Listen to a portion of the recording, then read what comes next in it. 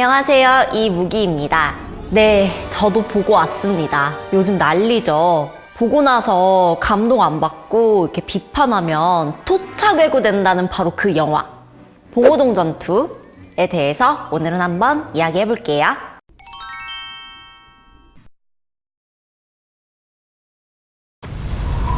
오늘 밤 봉오동 상촌까지 추격대를 유인할 겁니다. 충분히 끌고 갈 수 있어. 쪽발 대가수가 돈 많은데? 한 번에 모를 방법이 딱 하나 있디. 미나가라시다! 공부해! 가자! 나라 뺏긴 서름이 우리를 북받치게 만들고 수총 잡게 만들었다 이 말이야. 봉오동 전투. 영화의 그 마지막 에필로그를 보면 그 독립신문에 대한 한 면의 기록을 보여주고 결국 그 마지막 독립신문의 그 장면이 이 영화가 어떤 역사적인 팩트를 기반으로 만들어진 영화다 라는 그 의도에 힘을 실어주는 역할을 아주 톡톡히 하고 있어요. 봉오동 전투라는 게 사실 우리가 어떤 그 수많은 전투들 중에서 유일하게 일본한테 타격을 좀 준 전투가 이제 봉오동 전투인데, 그렇다면 그 타격을 얼마나 줬느냐인데 그 독립신문의 한 면이 과연 그 기록의 전부일까요? 누군가는 그렇게 얘기를 해요. 열세였던 우리 독립군이 아시아 최강 일본 정예군과 싸워서 대승을 거뒀다. 월강 추격대는 추풍 낙엽처럼 꼬꾸라지게 되었다. 실제로는 어땠을까요? 먼저 일본 쪽 기록을 보면 20여 명을 죽였고 교전 4시간 이후 이를 격퇴했다. 본 전투에서 일본은 1명이 죽었다. 7월 3일 강도 국자가에 있는 일본 영사분관에 소속된 와그이가 조사한 복명서에서는 일본 전사 1명이 죽었고 5명이 부상, 아니면 7명, 10명이 부상이라고 하는 자도 있었다고 되어 있어요. 뭐 100번 양보해서 일본 쪽에서 그래, 우리 일본에서는 1명만 죽었고 5명이 다쳤다, 이렇게 기록할 수 있겠죠. 그럼 이제 우리 쪽 기록을 한번 볼까요? 6월 22일엔 120명을 죽였다. 6월 24일엔 60명을 죽였고 50명이 부상이다. 우리 부상자는 2명이다. 6월 12일 간도에는 150명을 죽였다. 우리는 3명이 죽었다. 6월 13일에는 49명이 죽었다. 일본이랑 우리랑 기록이 다를 수야 있죠. 근데 우리 쪽 기록 자체만 봐도 기록이 다 달라요. 이것만 봐도 이제 사상자 수가 굉장히 불명확하고 또 신빙성이 없죠. 심지어 또 어떤 사람은 막 그래요. 막 일본인 450명 죽었네, 뭐 독립군이 10명 죽었네. 하여튼 말이 다 다르고, 도대체 왜 그럴까? 홍범도의 부대를 대한독립군이라고들 불러요. 근데 막상 당시의 인물들의 회고를 보면 대한독립군이라는 명칭이 없어요. 그냥 홍범도 부대 아니면 홍범도 군대 이렇게만 불릴 뿐이지 명칭이 없어요. 보통 이제 다른 부대들을 보면 지도자의 이름과 함께 이제 부대의 명칭이 따라붙잖아요. 김자진의 북로군정서, 안무의 국민회군, 최진동의 도독부, 허재욱의 의군부 등등. 근데 홍범도 부대는 결코 홍범도의 대한독립군이라고 지칭되지가 않습니다. 그 당시의 멤버 중에 이제 김승빈이라는 사람의 회고에는 홍범도 군대는 어떤 특별한 벼슬을 가지지 아니하였다라고 기록을 했어요. 그러니까 이제 우리를 보면은 우리도 작당들이니까 우리를 쓸 때 이렇게 작당들 이렇게 쓰잖아요.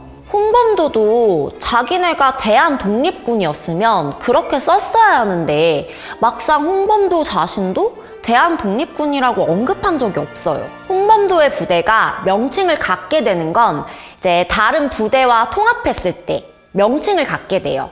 예를 들면 독군부, 총군부, 대한의용군 등등. 우리가 배웠던 교과서나 영화에서도 보면 우리의 독립군이 뭐 여기서 이렇게 활동을 했고 이 강력한 독립군이 봉오동 전투도 승리로 이끌고 일본의 막 무장투쟁을 열심히 했다, 이런 식으로 나오잖아요. 그래서 뭐 영화에서는 이렇게 막 망원경도 나오고, 그래서 마치 일본군이 우리를 막 치러 온다는 걸 미리 알았고 주민들을 대피시켰다고까지 주장하는 사람도 있어요. 그럼 실제로는 어땠을까요? 봉오동 전투에 참전했던 사람들의 회고를 보면 원래 이 독립군들이 일본군들이 우리를 치러 온다는 것 자체를 전혀 몰랐어요. 일본군이 온다는 걸 알게 된 것도 근처 마을에 있던 한 여자 때문인데, 봉오동에서부터 10리 정도 떨어져 있던 이 여자가 자기 집에 일본군이 와서 이제 유숙하게 되니까 새벽에 물 길러 간다고 뻥치고 나와서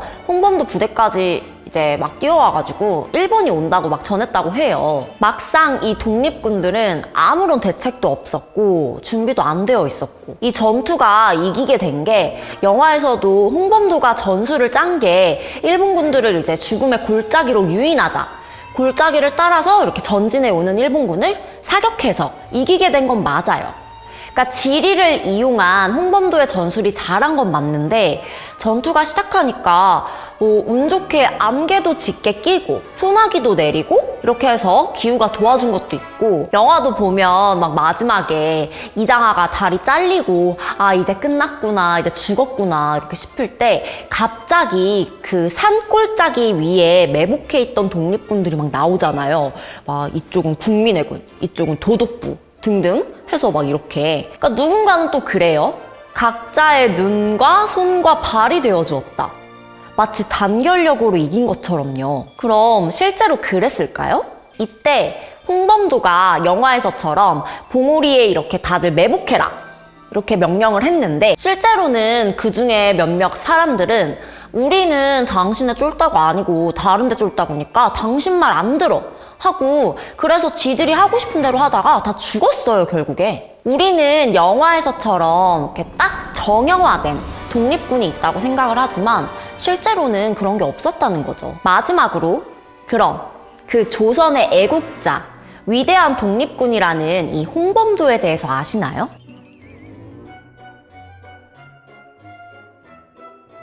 여기까지가 일반적으로 알고 있는 홍범도.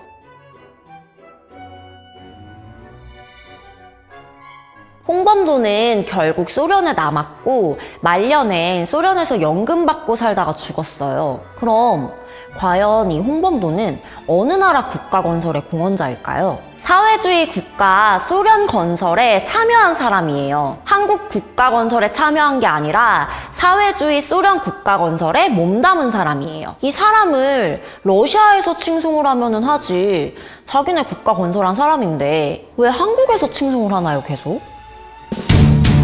이 영화가 또 길기는 되게 길어요. 그래서 저도 2시간 30분 동안 견디느라 진짜 힘들었는데, 영화 촬영한다고 훼손시켰던 그 강원도의 생태 경관 보전지역, 동강 일대 할미꽃 서식지 해결부터 좀 빨리 됐으면 좋겠네요. 다음 시간엔 이어서 윤치호의 일기로 다시 돌아오겠습니다. 작스튜브 많은 좋아요와 많은 구독 부탁드리겠습니다. 감사합니다.